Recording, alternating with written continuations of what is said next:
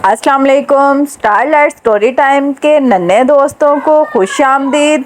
मैं हूँ राहिल आज़र। मैं आपके लिए मज़ेदार, इंटरेस्टिंग और सबक आमूज कहानियाँ लेकर आती हूँ।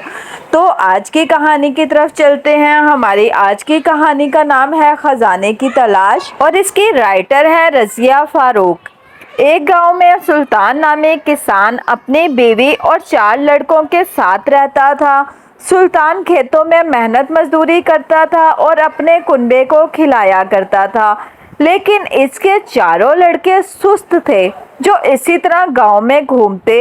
एक दिन सुल्तान ने अपनी अहलिया से कहा, मैं अभी भी खेतों में काम कर रहा हूँ, लेकिन मेरे बाद इन लड़कों का क्या होगा?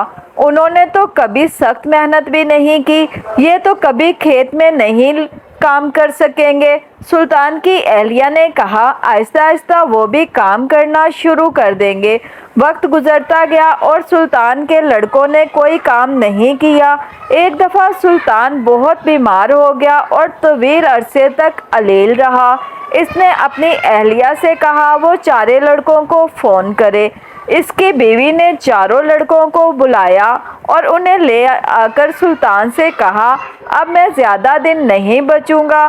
सुल्तान परेशान था कि इसके जाने के बाद इसके बेटों का क्या बनेगा।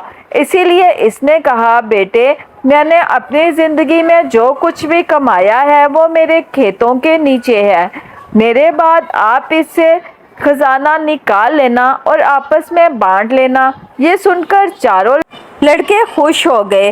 कुछ देर अरसा के बाद सुल्तान की मौत हो गई।